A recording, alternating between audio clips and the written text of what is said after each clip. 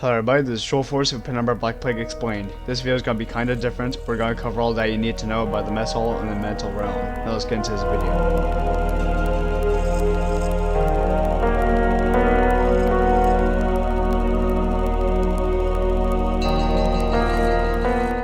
When you step inside, the first thing you will notice is the unnatural light coming from the windows. If you look a little closer, you can see possibly geothermal gas and where the lights are.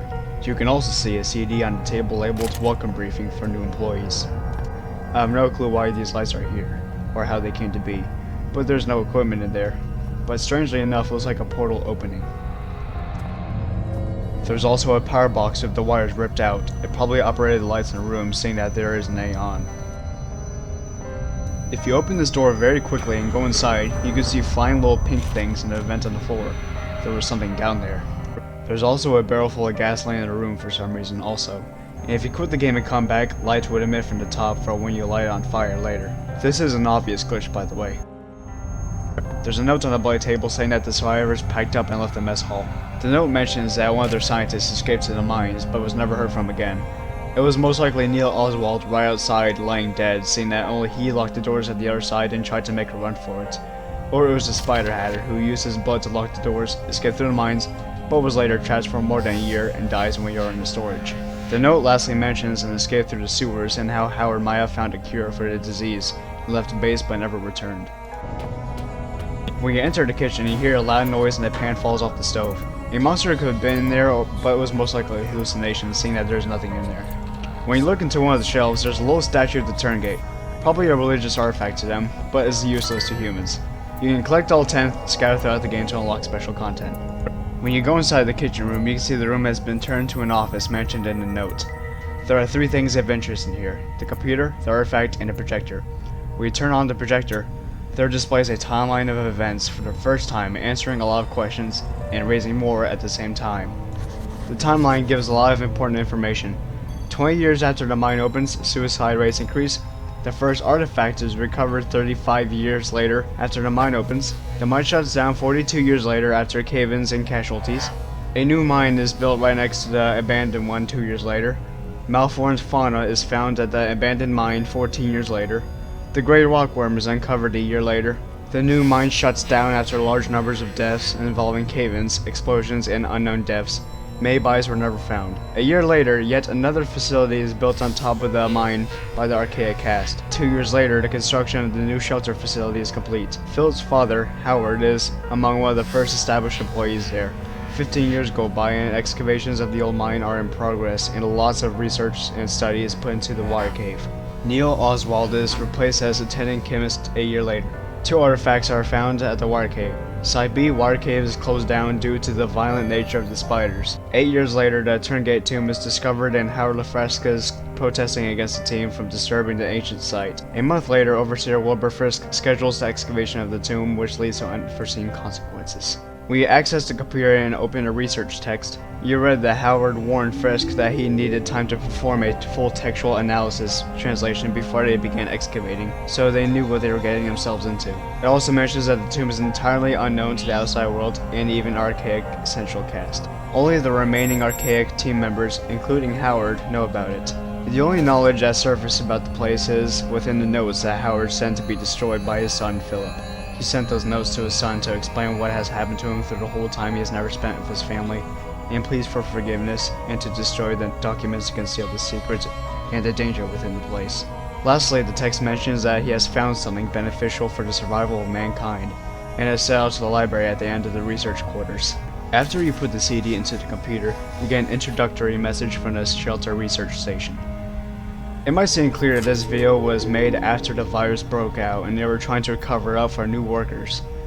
As in, when you strap yourself to a nearby object, that will prevent you from escaping, and you could either take your cyanide capsule, or wait for someone to come and kill you. Welcome to Shelter Research Station, Greenland. Shelter is an almost entirely self-sufficient installation, built in the 70s to further serve the purposes of the Archaic Elevated Caste in their pursuit and defense of ancient knowledge. As a new member of the facility, there are some basic rules you should be aware of in order to be useful to the Archaic. Shelter provides living facilities, including a mess hall, gymnasium, and medical bay, in addition to the stipulated array of laboratories, chemical and biological, workstations, excavation equipment, and security. Please use the former at your leisure, but expect to be assigned to the latter with a moment's notice. Second, due to the nature of our work here, should you feel in any way ill, lightheaded, or otherwise mentally incapacitated, do not report to the medical facility. Fasten yourself securely to whatever solid object may be available, attempt to seal all connecting doors, and await retrieval by our trained professionals. In a worst-case scenario, be prepared to swallow your personal cyanide capsule, which will be issued after this briefing. The Archaic hates to lose its treasured staff, but it may be for the good of the operation. We know you will enjoy your work with us. There is a roughly dug-out tunnel connecting to the sewers. This is probably the route that the rest of the team members escaped to, or from that area. There's a very obvious wall glitch in the sewers.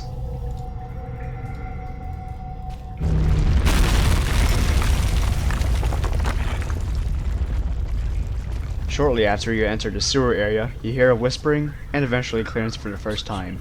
Then you black out and you're transported inside of your mind, which is the mental realm.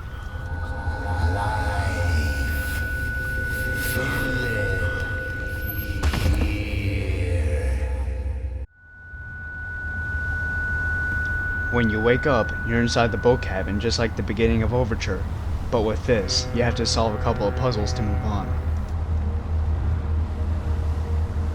After the first puzzle is solved, the room instantly turns into a deranged and alternate version inside the mindscape. There's various dark theme changes all over the room. There's also a few recaps and fragmented memories from Overture scattered around.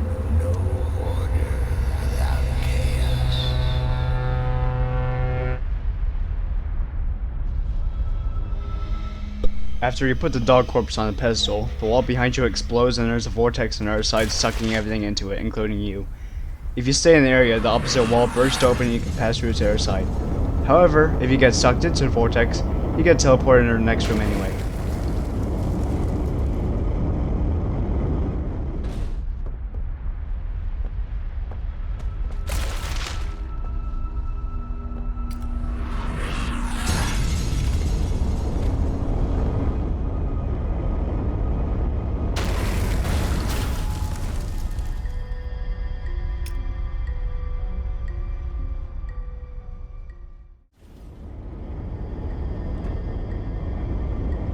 In this room, you have to lift the arms in a certain order to proceed.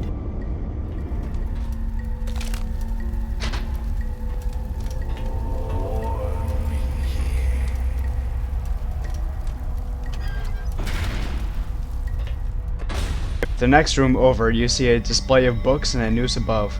This obviously symbolizes red, and as you progress through the puzzle, the noose starts to burn from the bottom up. Kind of a vague reminder of when Red kept trying to keep you away from this place, but the curiosity got the better of you and eventually it ended with Red's death.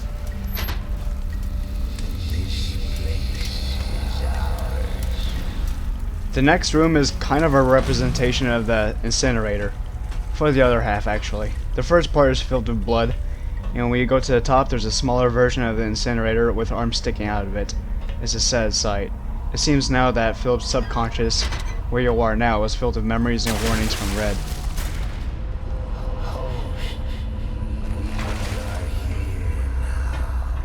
When you go to the next room, you have to do some platforming to get across. This game makes you get into a hurry to get across and out of this place, but do not worry. If you remain in the area for a long time, nothing will happen. Also, before you even jump to the platforms, look at the walls and ceiling around you. There are scary, screaming faces all over them.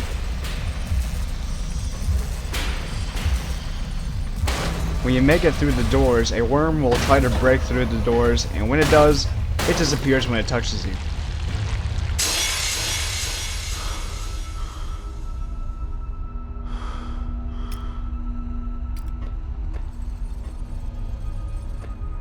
Finally, when you make it out of the realm, you are teleported back to the sewers. If you listen closely to what Clarence says in your mind and outside of it, first it sounds like he has detected life in the sewers and is immediately trying to take over it, while seemingly talking to someone. He then says more cryptic sentences that hints to you that he is part of one mind. Hello? Can you hear me? What am I doing here? Who am I? Why can't I hear their voices? Well, thanks for the help. I'm having an existential nightmare and you can't even say a word. You see, hive mind means that large numbers of people or beings share the same thoughts, experiences, and opinions, and all have one mind. When he says, it may back up the theory that he had controlled Red once, and he might have left his body right before he died. I remember one of Frictional Weekly's Penumbra lore videos. He talks about it that since the interrogate infection is a virus, viruses get destroyed in extreme heat. But this is no ordinary virus. It's just a massive airborne infection full of individual life forms that assimilate their host within the amount of time it takes for the host to succumb to the influence and growth of the Turngate's control and knowledge about their subjects. Remember the movies Alien and The Thing? This is pretty much the whole process. So as long as the Turngate tomb stays breached and the hive mind is present, the virus will never go away. When he calls out to the host, it seems that he has gotten complete control of Philip's memories and thoughts, and now starting to control the rest of Philip's mind and turn him into a zombie-like being. He then starts to get angry as you escape your mind and back into the real world. In doing so, Clarence has completely forgotten who he was, and being completely cut off from the hive mind.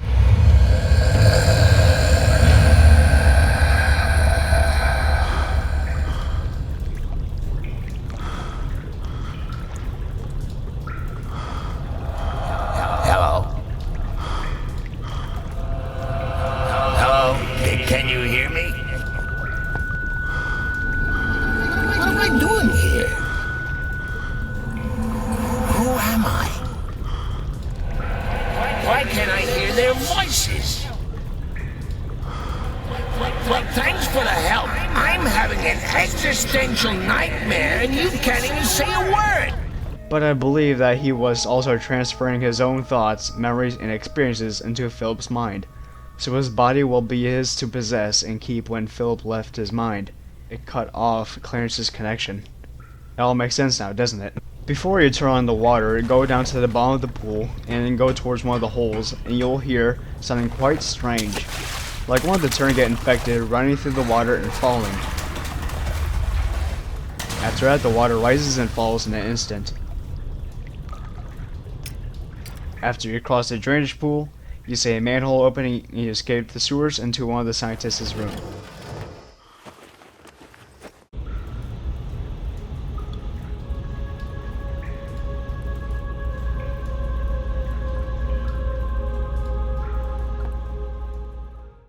I know this is more than I usually pack into one of these videos, but I have one more thing to show you guys. A comparison between the full game and the demo of Black Plague. Hope you enjoy.